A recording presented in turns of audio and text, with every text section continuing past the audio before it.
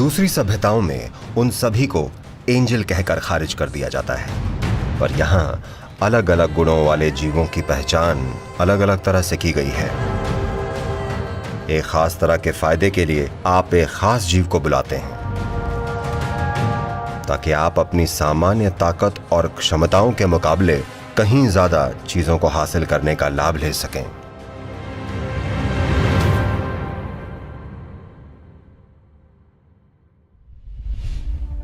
इस परंपरा में हमारे पास कई तरह के जीव हैं। उन सबको उनके गुणों के आधार पर एक पहचान दी गई है। यहाँ इंसान हैं और फिर पशु प्रजाति और वो सब चीजें हैं जो आप अपने आसपास देख सकते हैं। फिर वो जीव हैं जिन्हें आप देख नहीं सकते, वो जीव जिन्हें हम भूत प्रेत की श्रेणी में रखते हैं। अन्य जीव हैं जिन्हें हम यक्ष कहते हैं, और हैं जिन्हें हम गंधर्व कहते हैं, और देव हैं।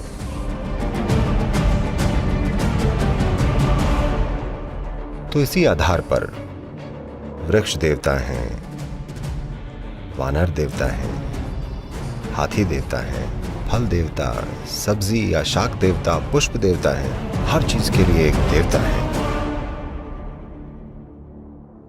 Is this all figment of imagination? No, it is. Everything is happening because of certain forces. क्या ये सब कपोल कल्पना है? नहीं, ये सब कुछ किन्हीं शक्तियों के कारण हो रहा है। उन्होंने इन शक्तियों को पहचान कर उनको मूर्त रूप दिया और उन तक पहुंचने का एक तरीका बनाया। तो ये यज्ञ कुछ शक्तियों तक पहुंचने की प्रक्रिया थे ताकि आप अपनी सामान्य ताकत और क्षमताओं के मुकाबले कहीं ज्यादा चीजों को हासिल करने का लाभ ले सकें। यज्ञ शब्द को ट्रांसलेट करके सैक्रिफाइस बोला जाता है। तो आप इंग्लिश शब्द सैक्रिफाइस को आप हमेशा ऐसे समझेंगे, मानो किसी चीज के लिए या बस ऐसे ही कुछ छोड़ रहे हो। ये सैक्रिफाइस है ना?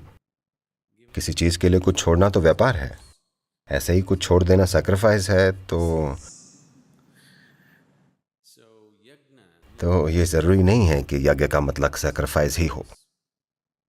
शायद यज्ञ, भेंट, आहुति और सैक्रिफाइस का मेल है।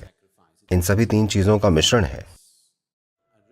एक अनुष्ठान जिससे आप ब्रह्मांड में कुछ शक्तियों को प्रसन्न कर सकते हैं। दूसरी सभ्यताओं में आमतौर पर उन्हें ठीक से पहचान कर श्रेणियों में नहीं बांटा गया है।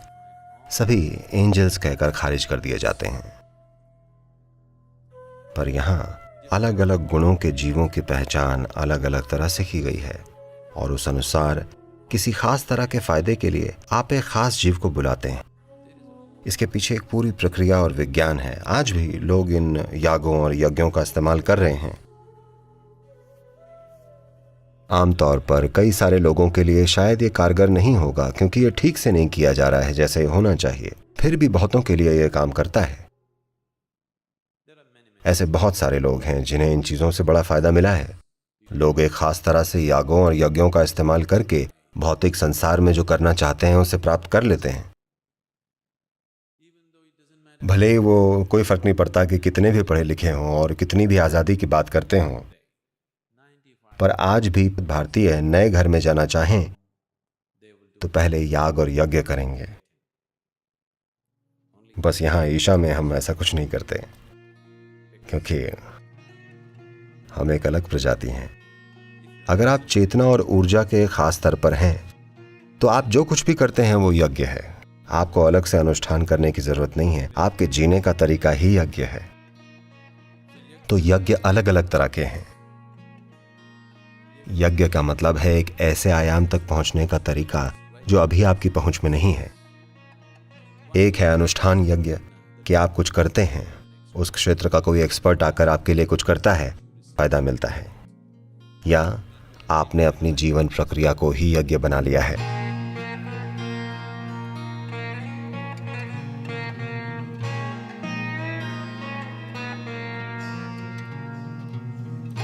Now you sit in the morning and you're doing your Shakti Chalana Kriya or your Shambhavi Mahamudra.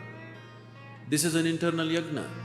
तो आप सुबह बैठकर शक्ति चलन क्रिया या शांभवी महामुद्रा करते हैं। ये आंतरिक यज्ञ है। समर्पण के उस भाव के बिना आप उस अभ्यास के सार को कभी नहीं जान पाएंगे। अगर आप इसे एक प्रक्रिया बनाते हैं तो ये बहुत शक्तिशाली यज्ञ है, जिससे दुनिया में चीजें होती हैं, बस आपके लिए ही नहीं, आपके आसपास भी बहुत सुंदर चीजें होंगी। हम लगातार कहते रहे हैं, अगर 1% दुनिया भी ध्यानी बन जाए, साधक बन जाए, तो बाकी 99% बहुत आसानी से निकल जाएंगे। क्योंकि 1% दुनिया अगर वाकई इस तरह से काम करने लगे कि हर पल उनकी जीवन प्रक्रिया ही एक यज्ञ बन जाए, अगर वे ऐसे हो जाएं, तो 99% बिना कुछ किए ही इसका लाभ उठाएंगे। एक आदमी आम का पेड़ लगाता है, 100 लोग उसे खा सकते हैं। एक पेड़ से जो आता है उसे एक आदमी नहीं खा सकता। इसे खाने के लिए 100 लोग चाहिए होते हैं।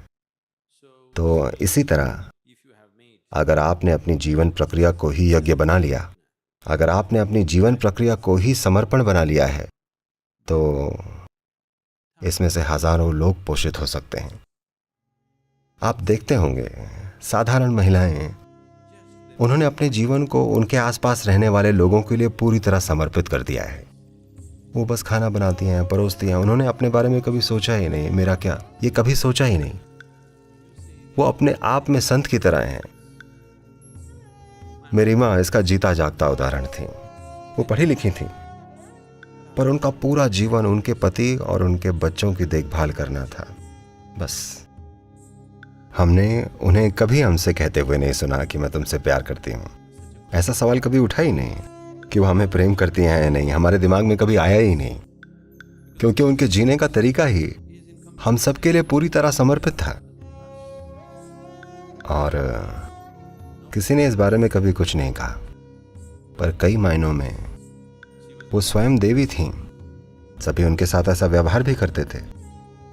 उनके सुबह नाश्ता करने से पहले परिवार में सबको खा लेना होता था। तब वो अपने नाश्ते का बर्तन लेकर आंगन में जाती, पीछे आंगन में जाती और चींटियों की बांबियां ढूंढती। मतलब चींटियों का घर, सारी चींटियों को खिलाती और तभी खुद खाती। आज की मानसिकता के लोग शायद सोचेंगे, चींटियों को खाना क्या बकवास है, कीटनाशक छिड़क दो, है ना। अगर चींटियों ने घर में आकर उनके बच्चों को काटा तो उन्होंने भी वही किया। पर कहीं ना कहीं उन्हें इस चीज का आभास था कि चींटियों को धरती पर रहने का उतना ही हक है जितना उन्हें खुद, और बस वो छोटा सा समर्पण सब कुछ एक सेकंड किया। अनेक लोग हैं जो भूत प्रेत को इंकार करते हैं सिर्फ डर के कारण। तुम्हारा उनसे परिचय होगा कि नहीं नहीं कोई भूत प्रेत नहीं, लेकिन जब वो कहते हैं नहीं नहीं कोई भूत प्रेत नहीं, जरा उनके चेहरे पे गौर करो। एक महिला एक बार मेरे घर मेहमान हुई। उसे ईश्वर में भरोसा नहीं, वो कहे ईश्वर है ही नहीं। मैंने कहा छोड़ ईश्वर के, भूत प्रेत को मानती? उसने कहा बिल्कुल नहीं, सब बकवास है। मैंने कहा तू ठीक से सोच ले, क्योंकि आज मैं हूं, तू है, और ये घर है। भगवान का तो मैं नहीं कह सकता कि तुझे प्रत्यक्ष करवा सकता हूं, लेकिन भूत प्रेत का करवा सकता हूं। उसने कहा आप भी कहां की बातें कर रहे हैं, भूत प्रेत होते ही नहीं। लेकिन मैं देखने लगा, वो घबराने लगी, वो इधर उधर देखने लगी, रात गहराने लगी। मैंने कहा फिर ठीक है, मैं तुझे बता देता हूं। उसने कहा मैं मानती नहीं, आप क्या मुझे बताएंगे? मैं बिल्कुल नहीं मानती। मैंने कहा मानने न मानने का सवाल नहीं है। ये घर जिस जगह बना है, यहां कभी एक धोबी रहता था, पहले महायुद्ध के समय। उसकी नई नई शादी हुई, बड़ी प्यारी दुल्हन घर आई, और सब तो सुंदर था दुल्हन का। एक ही खराबी थी कि कानी थी, गोरी थी बहुत, सब अंग सुडौल थे, बस एक आंख नहीं थी।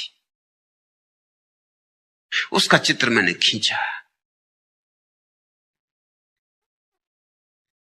धोबी को युद्ध पर जाना पड़ा, पहले ही महायुद्ध में भर्ती कर लिया गया। चिट्ठियां आती रही, अब आता हूं तब आता हूं, और धोबन प्रतीक्षा करती रही। वो कभी आया नहीं, वो मारा गया युद्ध में। धोबन उसकी प्रतीक्षा करते करते मर गई और प्रेत हो गई, और अभी भी इसी मकान में रहती और प्रतीक्षा करती कि शायद धोबी लौट आए। एक ही उसकी आंख है, गोरी चिट्टी औरत है, काले लंबे बाल है, लाल रंग की साड़ी पहनती। वो मुझसे कहा, मैं मानती ही नहीं, मगर लेकिन वो देखने लगा कि वो घबरा के इधर उधर देखने लगे। मैंने कहा, मैं तुझे इसलिए कह रहा हूं कि तू पहली दफा नई इस घर में रुक रही है आज रात। इस घर में जब भी कोई नया आदमी रुकता है तो वो धोबन रात आके उसकी चादर उगाड़ के देखती है कि कहीं धोबी लौट तो नहीं आया। उसके चेहरे पर पीलापन आने लगा। उसने कहा, आप क्या बातें कर रहे हैं? आप जैसा बुद्धिमान आदमी भूत प्रेत में मानता है? मैंने कहा, मानने का सवाल नहीं, लेकिन तुझे चेताना भी जरूरी है, नहीं तो तू डर जाएगी ज्यादा। अब तेरे को मैंने बता दिया, अगर कोई कानी औरत गोरी चिट्टी लाल साड़ी में तेरी चादर हटा दे तो घबराना मत, वो नुकसान किसी का कभी नहीं करती। चादर पटक के पैर फटकती हुई वापस चली जाती। और एक लक्षण और उसका मैं बता दूं, जिनके घर में उन दिनों मेहमान था, उनको रात दांत पीसने की आदत है। तो रात में वो कोई 10-5 दफा दांत पीसने लगते। तो मैंने उस औरत की एक आदत और तुझे बता दूं, जब वो आएगी कमरे में तो दांत पीसती हुई आती है, स्वभावता। कितनी प्रतीक्षा करे, जमाने बीत गए, उस औरत का प्रेम क्रोध से भरी आती। धोबी धोखा दे गया, अब तक नहीं आया। तो दांत पीसती, तुझे दांत पीसने की आवाज सुनाई पड़ेगी पहले। उसने कहा, आप क्या बातें कर रहे हैं? मैं मानती ही नहीं, आप बंद करें ये बातचीत, आप व्यर्थ मुझे डरा रहे हैं। मैंने कहा, तू अगर मानती नहीं तो डरने का कोई सवाल ही नहीं। ऐसी बात चलती रही, रात 12 बज गए। तब मैंने उसको कहा, तू जा कमरे में सो जा। वो कमरे में गई। संयोग की बात, वो बिस्तर पर लेटी कि उन सज्जन ने दांत पीसे। वो बगल के कमरे में सो रहे थे। मुझे पक्का भरोसा ही था, उन पर आश्वासन किया जा सकता। 10 दफे तो वो पीसते ही हैं रात में, कम से कम वो पीसेंगे कभी ना कभी। उसने जाके बिस्तर पर बैठी, प्रकाश बुझाया और उन्होंने दांत पीसे। चीख मार दी उसने। मैं भागा पहुंचा, प्रकाश जलाया, वो तो बेहोश पड़ी और कोने की तरफ मुझे बता रही। वो खड़ी,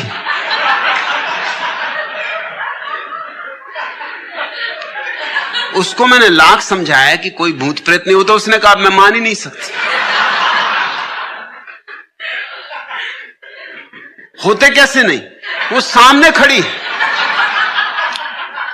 और जो आपने कहा था, एक आंख, गोरा चिट्टा रूप, काले बाल, लाल साड़ी और दांत पीस रही। रात भर परेशान होना पड़ा मुझे, क्योंकि वो न सोए न सोने दे। वो कहे, मैं आज सो ही नहीं सकती, अब मैं सोऊंगी वो फिर आएगी, और आप कहते चादर उठाएगी, इतने पास आ जाएगी। मैं उसको कहूं कि कोई भूत प्रेत होते हैं, सब कल्पना में तो कहानी कह रहा था तेरे से, तुझे सिर्फ। उसको तो रात बुखार आ गया, रात को डॉक्टर बुलाना पड़ा। और जिनके घर में मेहमान था वो कहने लगी कि आप भी फिजूल के उपद्रव खड़े कर ले। वो महिला दूसरे दिन सुबह चली गई, फिर कभी नहीं आई। उसको मैंने कई दफा खबर भिजवाई कि भाई कभी तो आओ, उस घर में पैर नहीं रख सकती। मैं उसको समझाऊं कहीं भूत प्रेत होते हैं, वो कहे आप छोड़ो ये बात, किसको समझा रहे हैं? मुझे खुद ही अनुभव हो गया। ख्याल करना अक्सर ऐसा हो जाता है कि तुम जिस चीज से डरते हो उसको इंकार करते हो। इंकार इसलिए करते हो ताकि तुम्हें यह भी याद न रहे कि मैं डरता हूं। है ही नहीं तो डरना क्या है? आस्तिक और नास्तिक में जरा भी भेद नहीं है। एक विधायक रूप से भयभीत है, एक नकारात्मक रूप से भयभीत है। बस ऋण और धन का फर्क है, मगर भय दोनों का है। नास्तिक डर के कारण कह रहा है ईश्वर नहीं है, क्योंकि ईश्वर मानना तो फिर उसके पीछे और बहुत कुछ मानना पड़ता है जो उसे कपाता है। आस्तिक कह रहा है ईश्वर है, विधायक रूप से भयभीत है।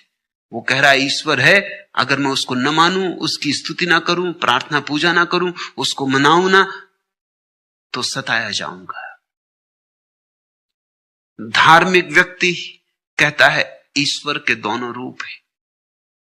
ईश्वर आस्तिक और नास्तिक दोनों की धारणाओं, विश्वासों के पार है। बस्ती न शून्यम, न तो वह है ऐसा कह सकते, न कह सकते कि नहीं है। शून्यम न बस्ती, न कह सकते कि शून्य है, न कह सकते कि पूर्ण है। अगम अगोचर, ऐसा ऐसा अगम्य है, हमारा कोई शब्द उसको माप नहीं सकता। हमारे शब्द छोटी छोटी चाय की चम्मचों जैसे, वह सागर जैसा। इन चाय की चम्मचों में सागर को नहीं भरा जा सकता और न सागर को नापा जा सकता। हमारे सब माप बड़े छोटे, हमारे हाथ बड़े छोटे, हमारी सामर्थ्य बड़ी छोटी है, उसका विस्तार अनंत है, वह असीम है। अगम अगोचर ऐसा, रहीमन बात अगम्य की, कहनी सुननी की नाही, जे जानती ते कहत नहीं, कहत ते जानती नाही। रहीमन बात अगम्य की, वह इतना अगम्य है। अगम्य शब्द का अर्थ समझना। अगम्य का अर्थ होता है जिसकी हम था ना पा सके, अथाह है। लाख करें उपाय और थाय ना पा सके, क्योंकि उसकी थाय है ही नहीं। और जो उसकी थाह लेने गए हैं वो धीरे धीरे उसी में लीन हो गए। कहते हैं दो नमक के पुतले एक बार सागर की थाह लेने गए थे, छलांग लगा दी सागर में, भीड़ इकट्ठी हो गई थी, मेला भरा था सागर के तट पर, सारे लोग आ गए थे।